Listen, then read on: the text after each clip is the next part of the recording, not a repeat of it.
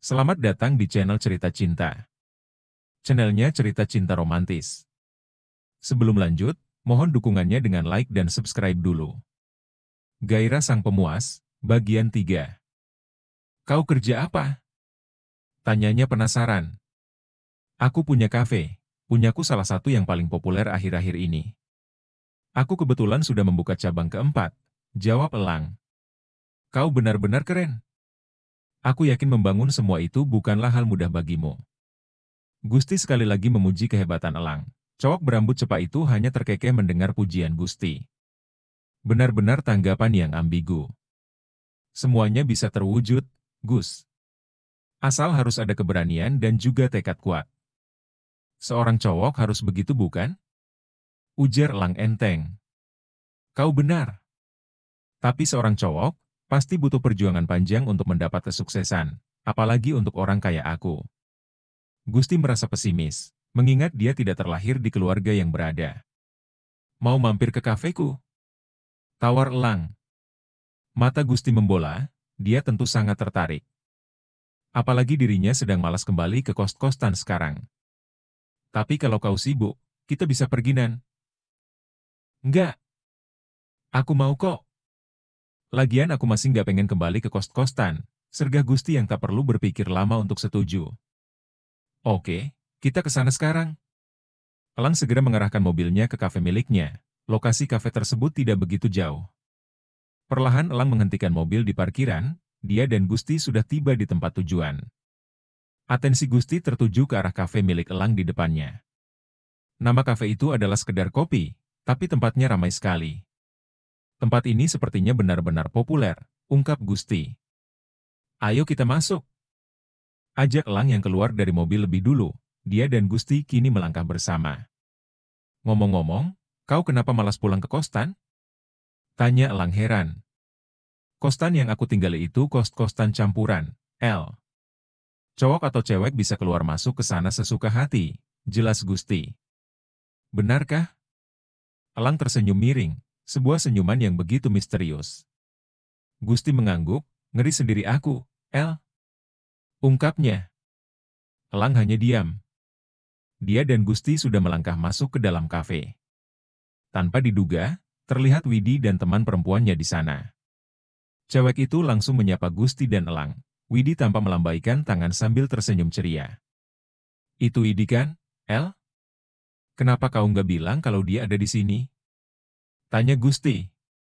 Mana aku tahu, Gus. Aku juga kaget lihat dia di sini, sahut Elang.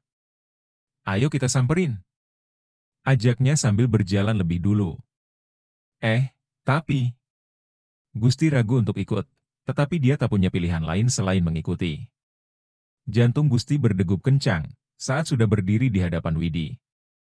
Gadis itu terlihat lebih cantik dengan pakaian biasa. Widi terlihat menggerai rambut pendek sebahunya.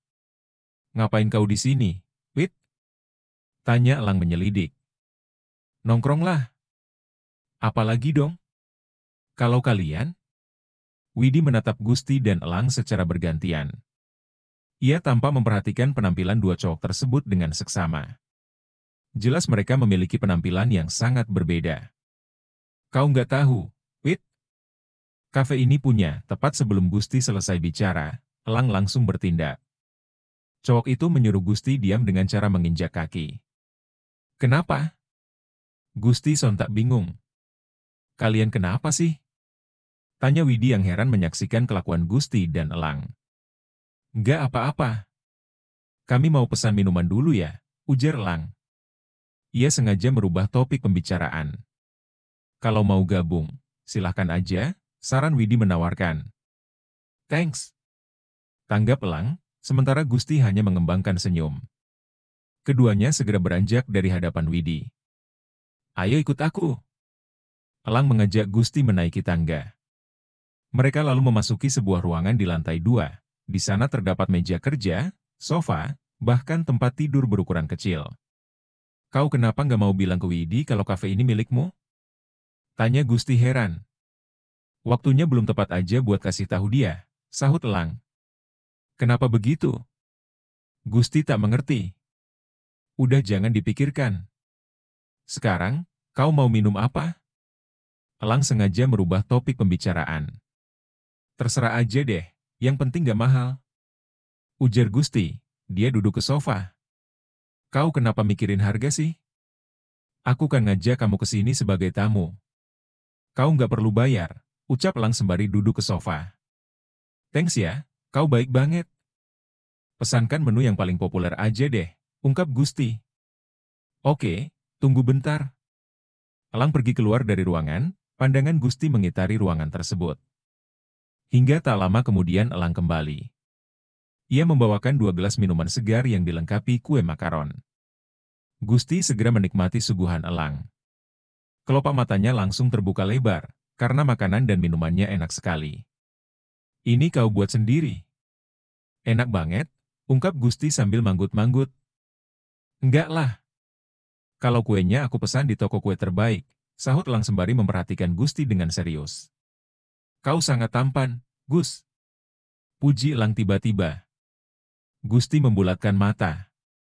Kenapa kau tiba-tiba bilang begitu? Kau nggak jatuh cinta sama aku kan? Tanggapnya ngeri. Elang hanya tergelak. Enggak lah. Aku ini normal tahu nggak? Bantahnya serius. Kali aja kau suka sama aku, soalnya hal begitu pernah kejadian beberapa kali. Ungkap Gusti, yang bicara dalam keadaan mulut yang dipenuhi kue. Cowok aja banyak yang doyan sama kamu. Apalagi cewek, komentar Elang. Yah, mau bagaimana lagi? Tanggap Gusti yang diakhiri dengan tawa kecil arogannya. Elang memasang raut wajah serius, lalu dia berkata, percayalah, dengan wajah tampanmu, kau bisa mendapatkan segalanya. Uang dan gadis manapun yang kau mau. Ucapan Elang membuat Gusti terkesiap. Menatap temannya tersebut dengan penasaran. Benarkah? Bagaimana caranya? Tanyanya. Jual dirimu, jawab Elang singkat. Dan kau? Gusti langsung memaki. Elang langsung terbahak melihat reaksi Gusti. Sorry, aku bercanda, katanya santai. Dasar. Bisa-bisanya kau kasih saran begitu, timpal Gusti nyureng. Kala itu, Gusti dan Elang mengobrol cukup lama. Hingga hubungan keduanya menjadi semakin akrab. Elang bahkan mengantarkan Gusti ke kos-kosan. Sampai ketemu besok. Kata Elang, dia sudah tiba di depan kos-kosan Gusti. Iya, aku merasa senang sudah punya teman dekat. Tanggap Gusti seraya turun dari mobil. Mau mampir dulu, El? Tawarnya. Lain kali aja, Gus. Udah malam, sahut Elang. Dia segera beranjak dengan mobilnya. Sementara Gusti, perlahan melangkah masuk ke kos-kosan. Dia mendengus lega, saat tidak mendengar lagi suara aneh dari kamar Ana. Saat hendak membuka pintu kamar. Tiba-tiba Aman keluar, membuat Gusti kaget sekali. Bagaimana tidak? Temannya itu keluar dari kamar Ana. Anjir! Kau habis ngapain di sana? Timpal Gusti kaget. Hai, Gus. Aman hanya menanggapi begitu saja. Dia tampak tersenyum sambil berjalan kembali ke kamarnya. Tak lama kemudian, Ana yang keluar dari kamar. Gusti sontak buru-buru masuk ke kamar, ia juga tak lupa mengunci pintu. Agar kejadian yang lalu tidak terulang lagi. Dan si Aman. Gumam Gusti, dia segera bersiap untuk tidur. 1 malam berlalu. Hari pertama Gusti akan berkuliah telah tiba, dia kali ini pergi menaiki bus sendirian. Mengingat jadwal kuliahnya berbeda dengan milik Aman. Sesampainya di kampus, Gusti mencari kelasnya terlebih dahulu. Sebelum itu, dia berniat ingin membeli minuman terlebih dahulu. Sayangnya saat memeriksa saku celana, Gusti tak bisa menemukan dompet. Dia lantas mencari dompet ke dalam tas, hingga saku-saku lain di pakaiannya. Akan tetapi, Gusti tetap tidak menemukan dompetnya. Aku sangat ingat kalau tadi sudah membawa dompet. Gumam Gusti yang heran sekaligus panik sendiri. Kenapa? Ada masalah? Tegur Widi. Aroma parfumnya begitu khas dan semerbak, Gusti dapat menciumnya dengan jelas. Iya. Aku nggak bisa menemukan dompetku. Kayaknya ketinggalan, kata Gusti dengan senyuman kecut. Benarkah? Widi menatap penuh empati. Kalau begitu, aku saja yang bayarin makanannya. Kita sarapan bareng. Kebetulan aku juga belum makan, ajaknya. Nggak perlu, Wid. Aku cuman mau beli minuman kok. Tapi sudah nggak haus lagi, tolak Gusti yang merasa tidak enak. Udah deh, santai aja. Widi tak peduli dengan penolakan Gusti. Dia segera memesan 2 porsi makanan untuk dirinya dan Gusti. Tambah 1 porsi lagi, Bu, ini uangnya. Elang mendadak muncul. Dia membayarkan makan untuk Gusti dan Widi sekaligus. Widi keheranan. Aku kebetulan juga belum sarapan, ungkap Elang sambil tersenyum. Widi tak punya pilihan lain selain menerima. Dia, Gusti, dan Elang segera menikmati sarapan bersama. Nanti aku bayar semuanya, El. Sumpah. Padahal seingatku tadi aku bawa dompet, ungkap Gusti. Yang benar. Kau tadi naik bus ya? Tanya Elang yang langsung dijawab Gusti dengan anggukan kepala. Jangan-jangan kau kecopetan, Gus. Duga Elang. Mata Gusti terbelalak. Dia baru sadar bahwa saat di bus tadi penumpangnya ada banyak. Bisa saja dugaan Elang benar. Terlebih, Gusti ingat betul bahwa tadi dirinya membawa dompet saat pergi dari kos. Kau benar. Gimana dong? Gusti kembali panik. Udah, sebelum menyimpulkan, mending nanti dicek dulu ke kamarmu, saran Widi. Iya, nanti habis kuliah aku temanin pulang ke kostan, imbuh Elang. Thanks ya, tanggap Gusti sambil menggaruk bagian belakang kepalanya. Dia benar-benar gelisah sekarang. Saat kuliah sudah selesai, Gusti dan Elang pergi ke kos-kostan. Keduanya baru saja masuk ke dalam mobil. Tanpa diduga, Widi masuk dan duduk ke kursi belakang. Aku ikut ya? Ujarnya nyungir. Tapi... Bagus deh. Biar sekalian kita jalan-jalan juga. Elang memotong perkataan Gusti, dia senang melihat Widi bergabung. Jalan-jalan apaan? Ini masalah genting, El. Kalau dompetku hilang, mati aku. Protes Gusti nyureng. Tenang, tenang. Biar kita pastikan sama-sama, sahut Elang santai. Semoga aja ketinggalan di kamarmu aja ya, Gus. Ujar Widi menengahi.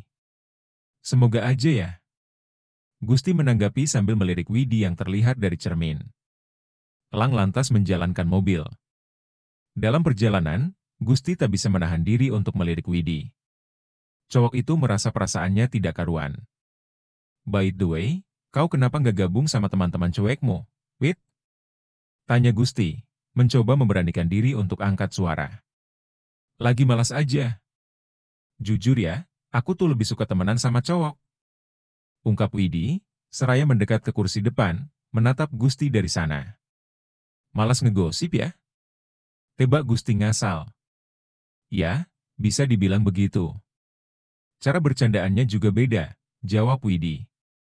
Bersamaan dengan itu, Elang tiba-tiba melajukan mobil. Membuat Gusti dan Widi tersentak dan kaget bukan kepalang. Elang, kenapa kau ngebut? Timpal Gusti nyureng. Elang sama sekali tidak menjawab pertanyaan atas kepanikan Gusti dan Widi. Dia hanya melajukan mobil seperti orang yang sedang balapan. Elang. Sama seperti Gusti, Widi juga kaget dengan kelajuan mobil. Dia lantas menengok ke belakang, di sana ada sebuah mobil yang sepertinya sedang mengejar. Apa mobil itu mengejar kita? Tanya Widi heran. Elang tetap tidak menanggapi.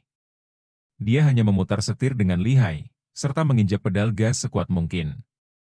Elang, kau gila. Aku tidak sanggup lagi. Turunkan saja aku dan Widi. Pekik Gusti sembari berpegangan erat. Tenanglah. Percaya saja padaku. Ujar Elang enteng, dia tiba-tiba membelokkan mobilnya ke jalanan kecil. Hal tersebut membuatnya bisa lari dari mobil yang mengejar. Karena tidak dikejar lagi. Elang menghentikan mobil ke tepi jalan, dia menghela nafas panjang. Apa-apaan itu, El? Timpal Gusti seraya mengatur nafas, Hal serupa juga tampak dilakukan Widi di kursi belakang.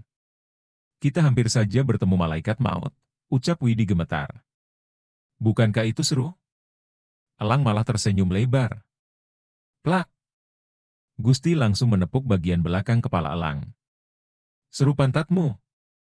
Geramnya nyureng. Dari belakang, Widi juga memberi pukulan dengan tasnya. Dia juga kesal dengan apa yang dilakukan Elang.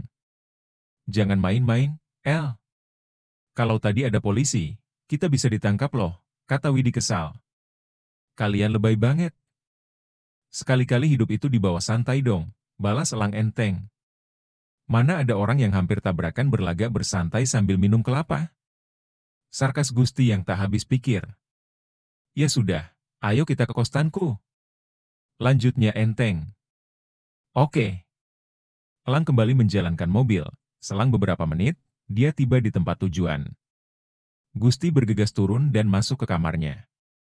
Diikuti oleh Elang dan Widi, keduanya membantu Gusti mencari dompet di kamar.